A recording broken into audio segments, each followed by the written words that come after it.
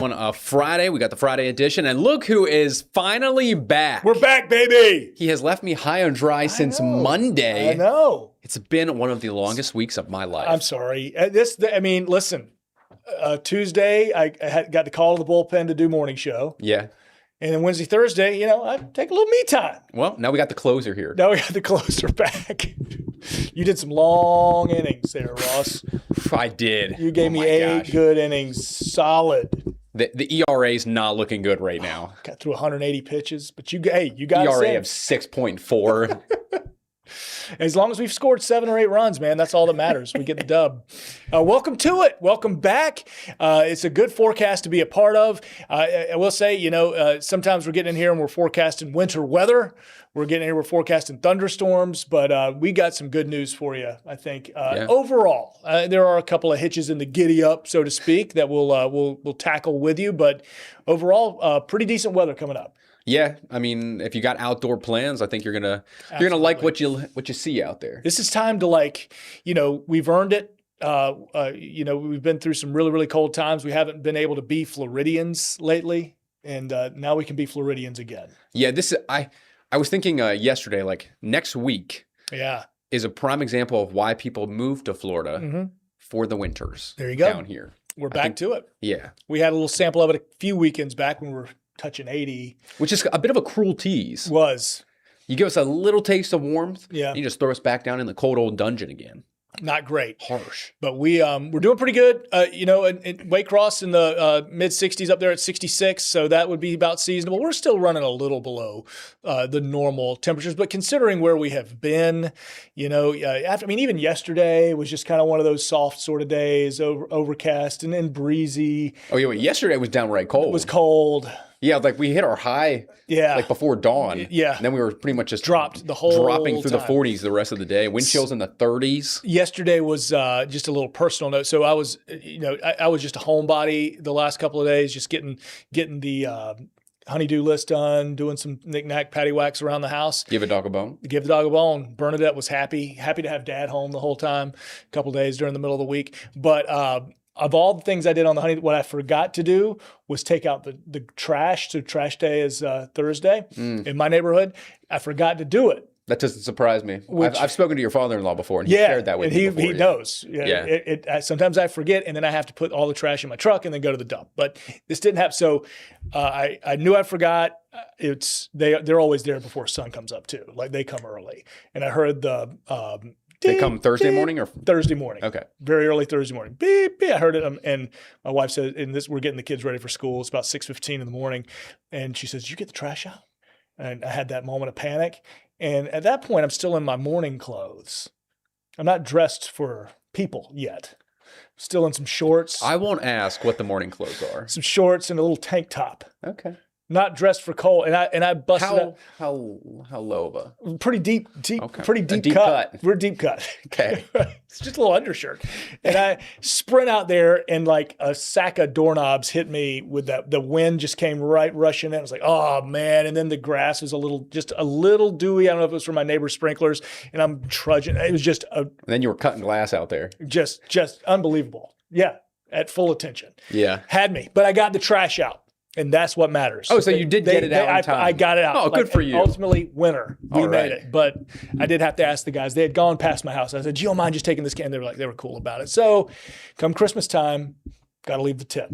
Yes. Got to leave the tip for the trash guys. Let them know that they are appreciated. Just tape it to the top of the bin. You guys are appreciated. Have to do that. Have to take care of them in the mailman. I try to do the recycling guys, but I don't. He doesn't ever get out of the truck. He just runs his truck, has an arm that comes in and puts recycling in and out. So I never. Does Bernadette get excited for any of these people? No. No, not at all. Not at all. She can't be bothered. Does not care. Okay. Now Amazon guy gets very excited about. Do you have any? Does the Amazon guy have like some treats in his pocket? Nope. Okay. Nothing like that. They're in and out real fast. Back home in Pennsylvania, our UPS guy would always have treats in the truck. Smart.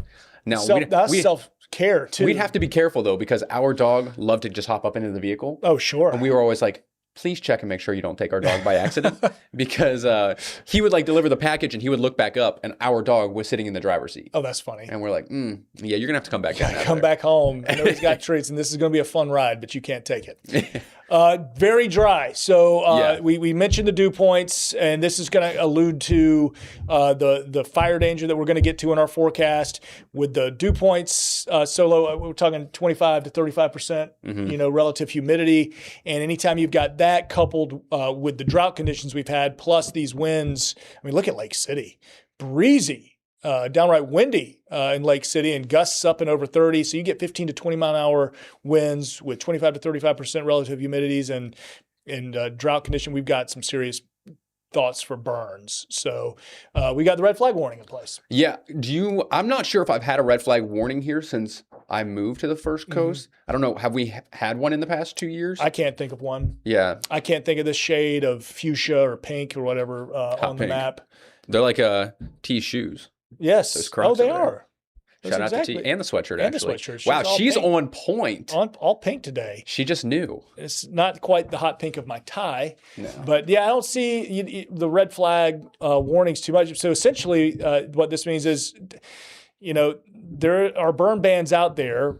So obviously, check local forestry service, but you don't need to be doing any sort of yard waste, debris burning right now, and even grilling or doing a bonfire in the backyard. Let's be extra careful. No campfires. No campfires.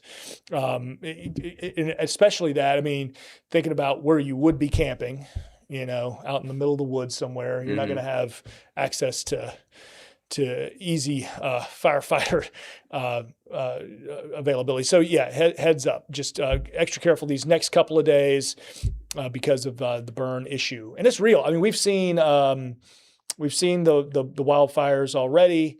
They've gotten them under control, but we saw a little bit of a burn that happened, a brush fire up towards Lim Turner today in 295. Okay. So they were able to, that was right in the median, but they were able to get that out pretty quick. But that's just how easily things will catch fire. I mean, you don't know what could have, maybe a cigarette got thrown out a window, things like that. Like, just don't do it.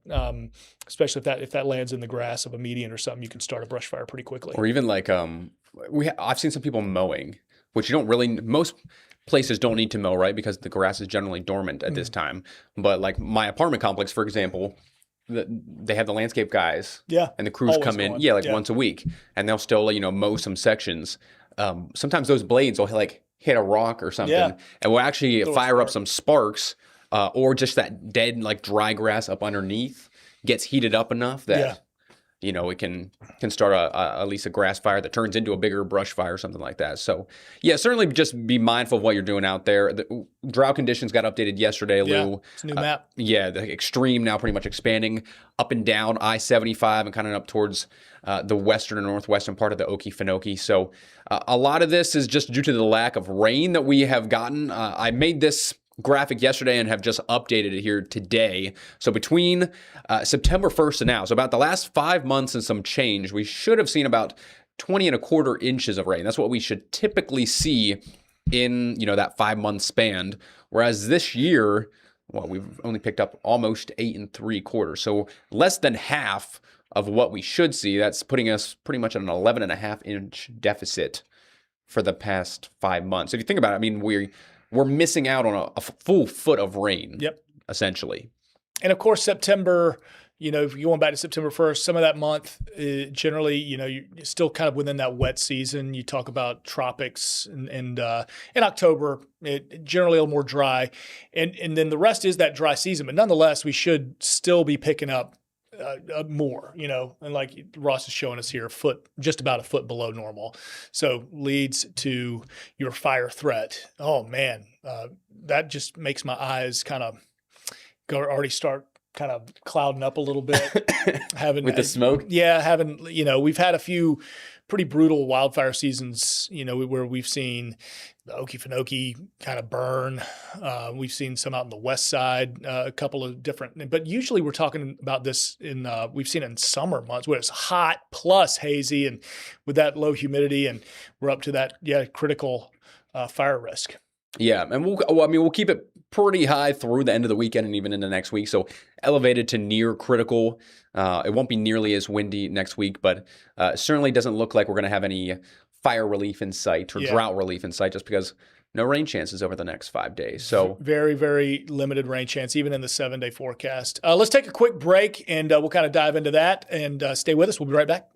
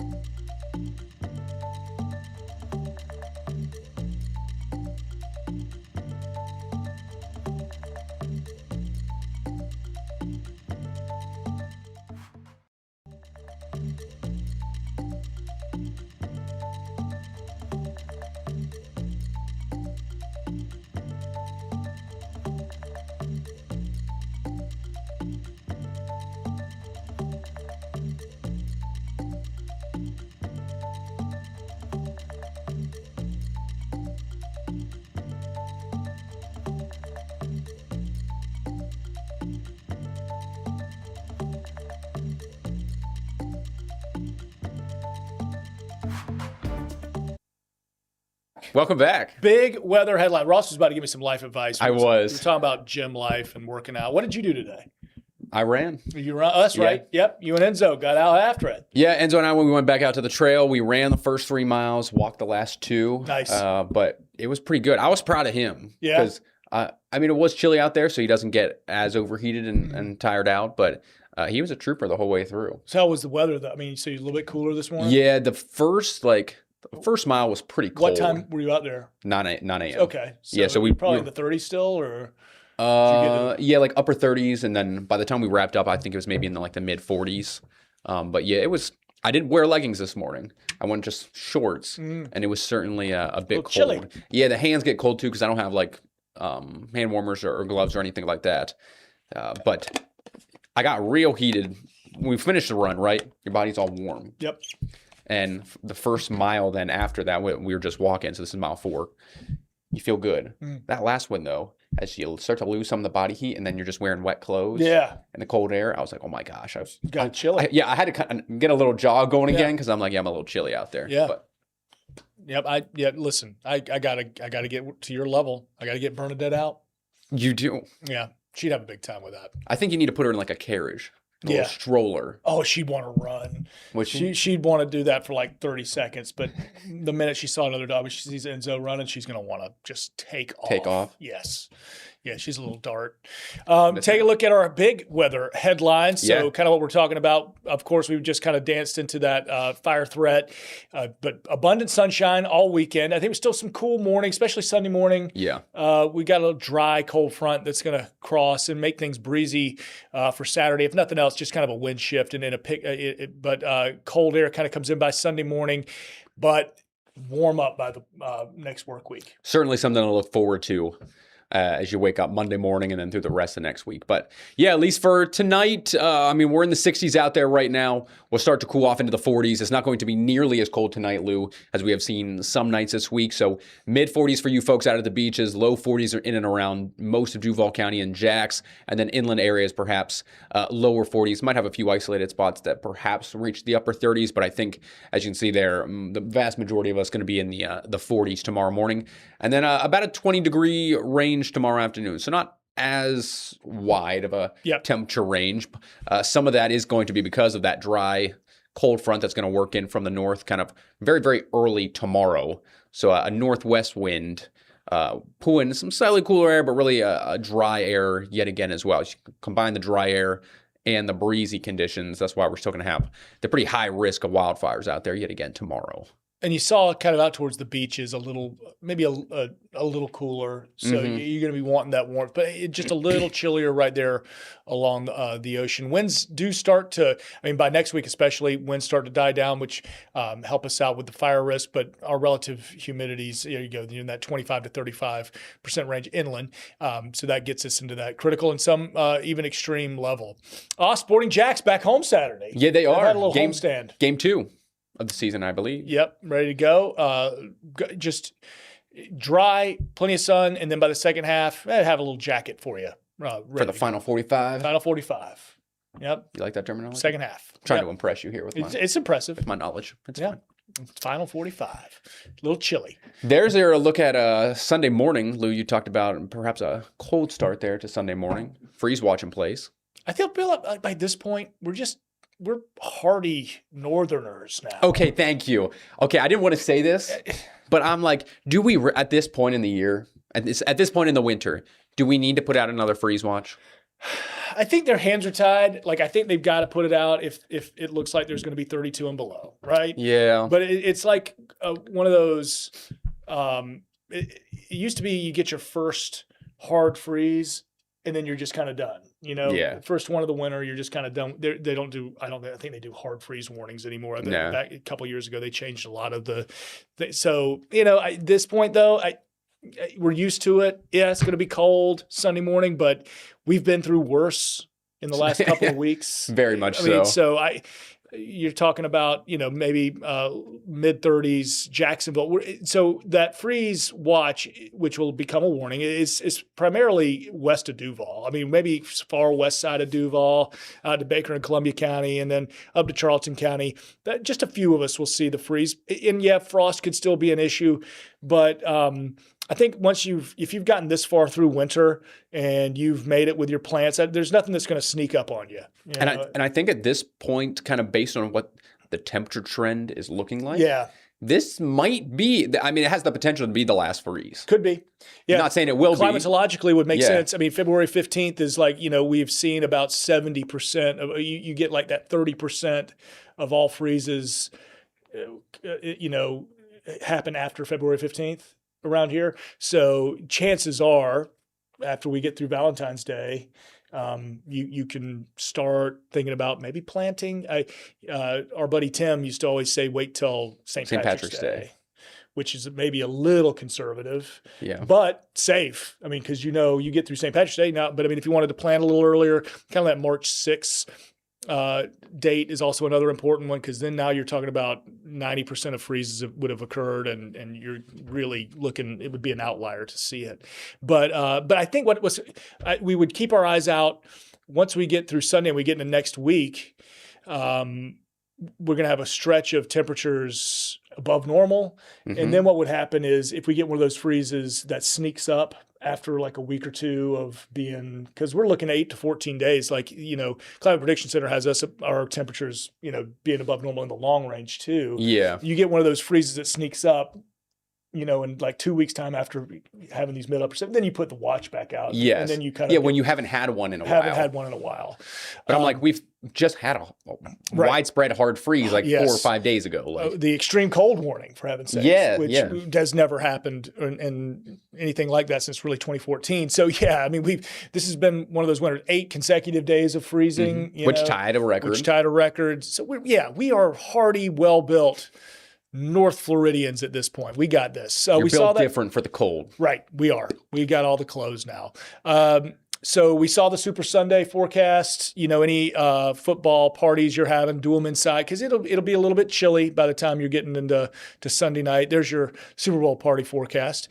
By the time we're kicking and the sun's gone down, those temperatures will drop pretty quickly. So cool, to where if you're grilling, that's cool. But by the game time, let's watch it inside. Yeah. Let's do it in the inn of doors. Let's wrap it up with a 7-day, and we'll kind of look at those temperatures we're expecting over the next long-range period. So stay there. We'll be right back after this break.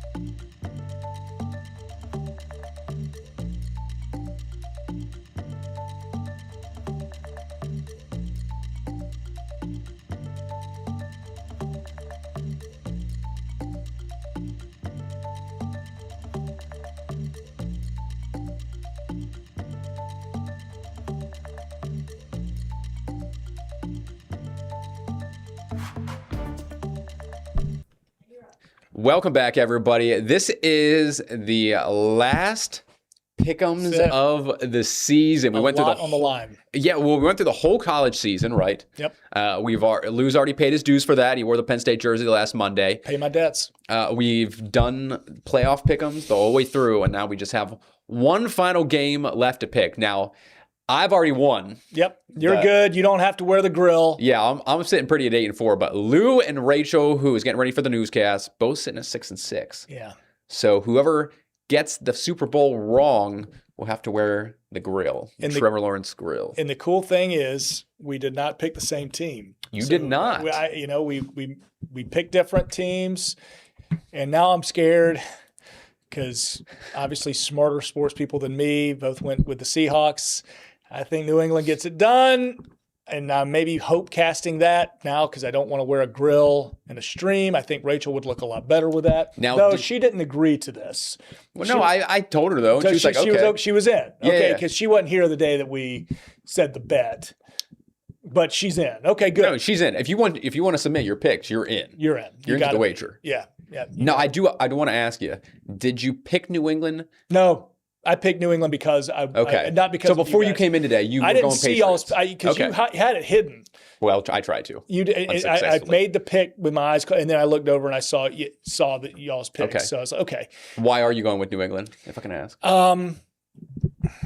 Okay, so I'm going with this.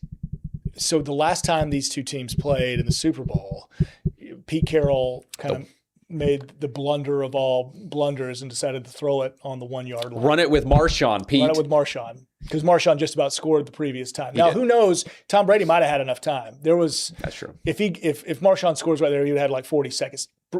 I mean, Patriots took it away. Something about that mojo sticks with me, and I think the Patriots are going to go in there and twist a knife again. You think they just have their number? Yeah, I just think they have their number. Now, granted, the Seahawks beat them the year before. That was an attempt to go back-to-back against the Patriots, wasn't it? Didn't the Seahawks beat the Patriots the previous year? Then they beat the Broncos. Oh, they beat the Broncos. That's right. It was Peyton Manning. Yeah, and MetLife. That's right. It was Peyton Manning and the Broncos they beat, and then they lost the Patriots. So that's where my head's at. Okay. I'm going on history, and there's no reason. I